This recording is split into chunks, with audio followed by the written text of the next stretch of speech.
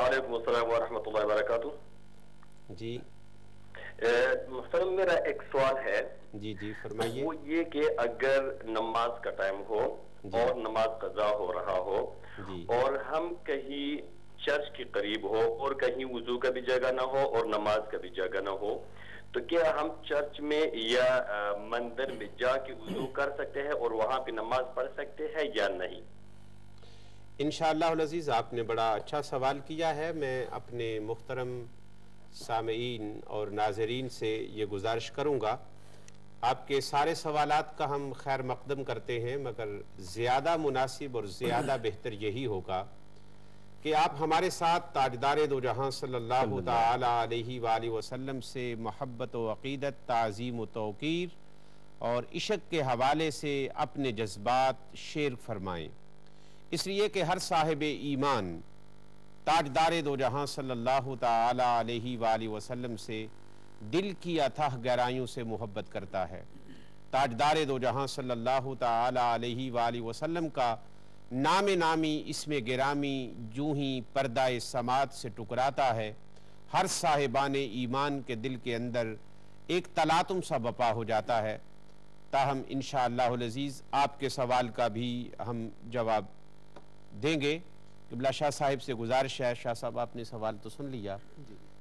یعنی وہ فرما رہے ہیں کہ اگر نماز کا وقت ہے اور کوئی جگہ میسر نہیں ہے تو کیا مندر میں یا گرجا میں چرچ میں جا کر وضو کرنے اور نماز پڑھنے کی اجازت ہے؟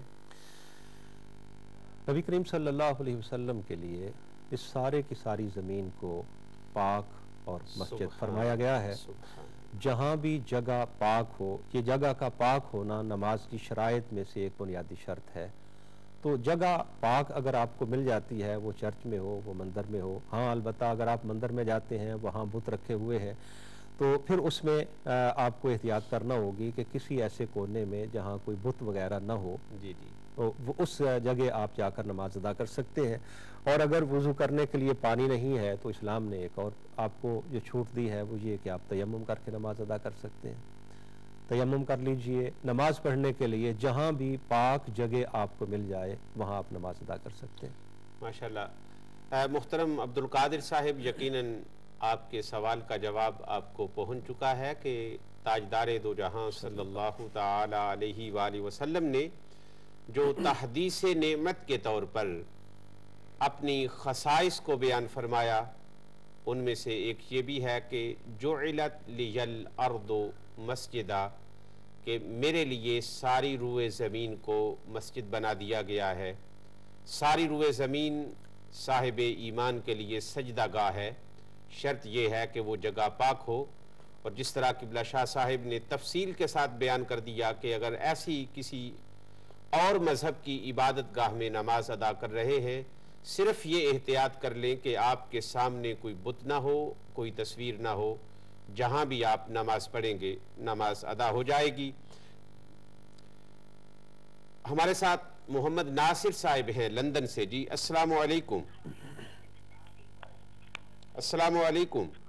السلام علیکم. وعلیکم السلام. جی جی فرمائیے.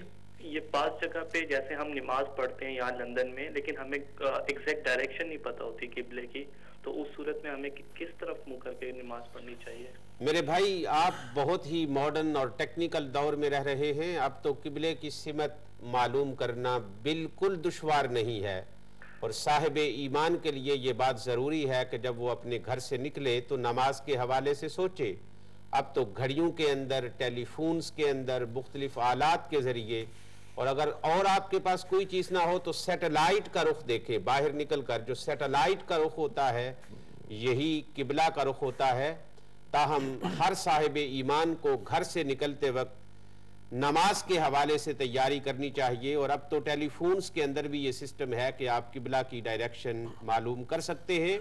تاہم اگر آپ ایسی جگہ پر ہیں جہاں پر آپ کو قبلہ کی ڈائریکشن معلوم کرنے کا کوئی ذریعہ حاصل نہیں ہے تو اپنے دل سے فتویٰ لیجئے. جس سمت پر آپ کا دل مطمئن ہو اس سمت میں آپ منہ کر کے نماز ادا کر سکتے ہیں.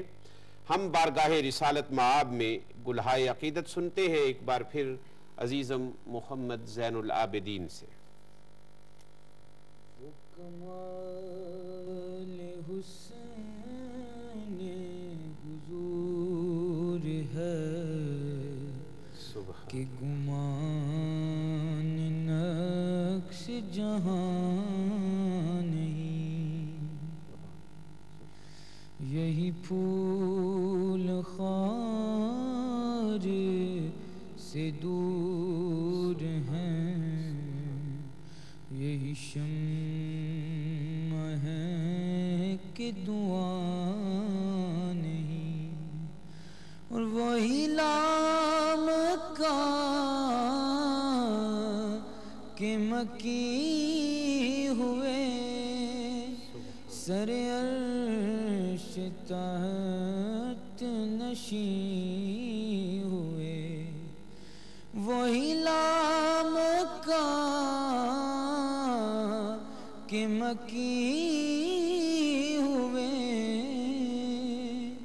سر عرش تحت نشین ہوئے، وہ نبی ہے جن کے ہے یہ مقام، وہ خدا ہے جس کا مکان نہیں، وہ نبی ہے جن کے ہے یہ مقام، وہ خدا ہے جس کا مکان نہیں، اور کروں تیرے نام پہ جان فدا، نہ بس ایک جان تو جہاں فدا، کروں تیرے نام پہ جان فدا، نہ بس ایک جان دو جہاں فدا، دو جہاں سے بھی نہیں جی بھرا، کروں کیا کروڑوں جہاں نہیں، اور کروں مدح آل دول رضا، پر اس بلا میں میری بلا، میں گدا ہوں اپنے کریم کا، میں گدا ہوں اپنے کریم کا، میرا دین پارائنا نہیں، وہ کمال حسن حضور ہے کہ گمان نقص جہاں نہیں۔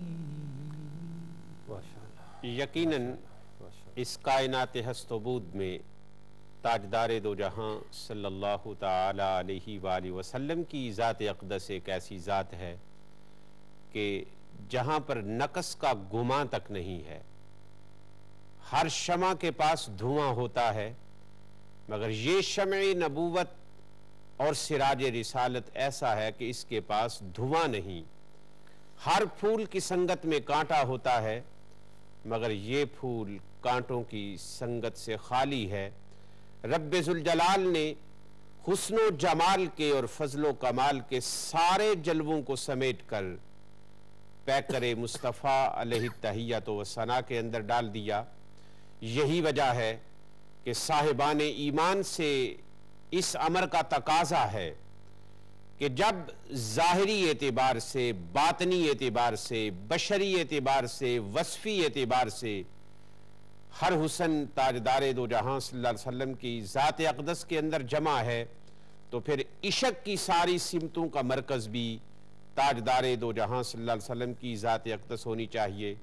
حاضرین محترم، ناظرین کرام، ہوتی رہیں گی باتیں انشاءاللہ العزیز تاجدار دو جہاں صلی اللہ تعالی علیہ وآلہ وسلم کی ذات اقدس سے لازوال عشق کی ابھی وقفہ کا وقت ہمیں مجبور کر رہا ہے کہ ایک بار ہم بات کو یہاں پر منقطع کریں.